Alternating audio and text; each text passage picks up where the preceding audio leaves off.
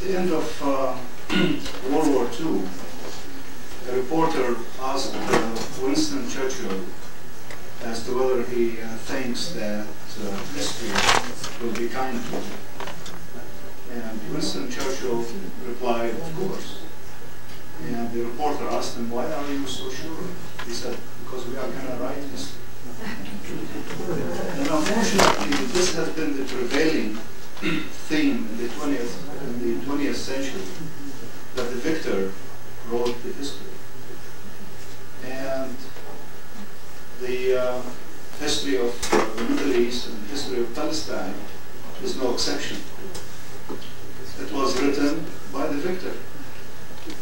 And there's no question that the Zionist movement was immensely more successful than the Arabs in conveying their part of the history. Wrote a different version of the conventional wisdom, and they wrote what they call the revisionist portion, or the revisionist version of history. And those reporters over the past 10 years have published several books. One of them is by Avi Shlaim, The Iron Wall, and Benny Morris published The Righteous Victims, The Creation of the Palestinian Refugee Problem. And the conventional wisdom about the establishment of State of Israel kept on going for 50 years until recently, until very courageous and honest writers from Israel. The ironic thing is that the revisionist story of the creation of the State of Israel corresponded exactly to the story that I knew when I was growing up in the Middle East. The purpose of writing the revisionist story of Israel wasn't so much to discredit Israel or to destroy Israel. Those reporters or those writers were Israelis. The purpose of it is to raise the moral conscience of Israelis as to what had happened exactly, and that the creation of their state wasn't as they were taught in books and in schools, that the Jews were people without state. They went to a land without people. That couldn't be further from the truth. And that the purity of arms, that the Jews in Palestine defended themselves, and only the Arab armies descended on them and tried to wipe them out. And the story of David and Goliath and so on. So I would suggest those two books for you to read. You know, Zionism as a political movement started in the last 2 decades of the 19th century.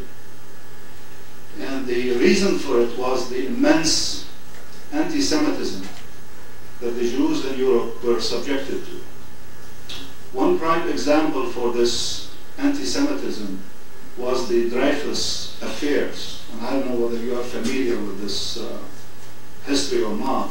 The Dreyfus affairs, Alfred Dreyfus was a captain in the French army attached to the headquarters. He was Jewish, and he was accused of spying to for the Germans. It was in 1896 or 97. And he was wrongly accused of spying on behalf of the Germans. And the trial, the court-martial of Captain Dreyfus was an event, and everybody went to Paris to witness this. And unfortunately, it also uncovered tremendous anti-Semitism that was prevailing in France at that time. One of the fellows that went to Paris to cover the trial was a Viennese journalist from Vienna by the name of Theodor Herzl. And in the course of covering this trial, he was appalled by the amount of anti-Semitism that he witnessed. And he, after the trial was finished, he wrote a little booklet, or a book, called Der Judenstaat, or the Jewish state. He said that with this degree of anti-Semitism, the Jews cannot be assimilated into Western Europe at all, and that they are in need of a state, in need of a country. And at first, he left the question as to where the state should be wide open.